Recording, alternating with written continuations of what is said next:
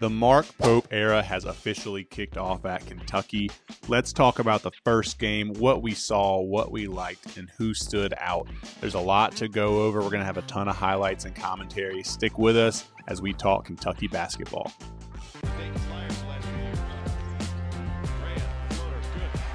Now, I want to start this off by talking about some player spotlights, and I want to begin with Koby Brea. He had an amazing game, highly efficient, and did a lot. So I'm going to jump into a clip package and break down exactly what he excelled at. So Koby Brea came off of the bench this game, but still made a huge impact. He finishes the game with 18 points, and he did everything that I think you're really expecting him to do, when you brought him in as a transfer from Dayton.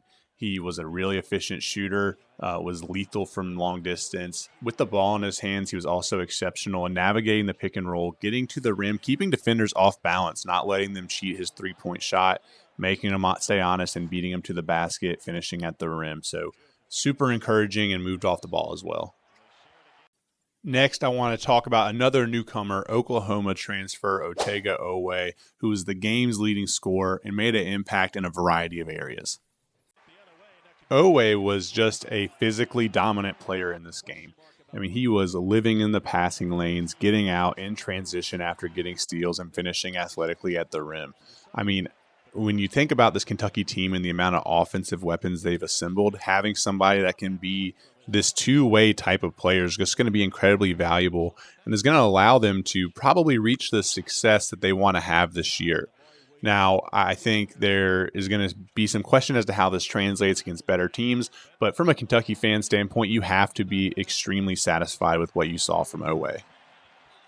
The last player that I want to spotlight is Lamont Butler, who is a defensive menace, came in, was efficient, and was the lead guard for Kentucky.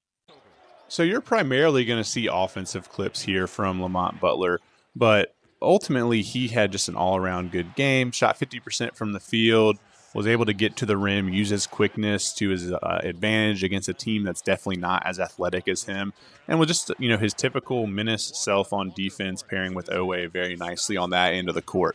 Now, he was able to get a few steals, get a block or two. So overall, as a lead guard in Mark Pope's system, this guy just fits the bill. Super excited from what I saw. I think he's in for a huge year. So I want to wrap everything up by talking about a couple of the themes that I noticed and things that I took away from the game. And we're going to start off by just talking about how the team played in transition. So just a couple quick clips for you here, but I want you just to note how fast Kentucky is attacking, not off of just forced turnovers, but missed shots as well. I think they're going to get out a lot this year and make a lot of things happen. So you're going to see Kentucky playing at a really good pace. And the last thing I want to mention is just how well Kentucky moved without the ball. And Mark Pope wants to run an offense to where he is getting the pace up. He is spacing the floor. He has shooters everywhere. But then the extra layer on that is that when you don't have the ball, there are so many opportunities for you to move around the court freely, to get to the rim and get easy buckets. And in this game, you really saw that. So you saw guys like Koby Brea go backdoor. You saw other shooters. You saw Andrew Carr do it earlier in the game. The bigs really thrived in the pick and roll system. So it's really an established offense already at this part of the season, which is highly encouraging.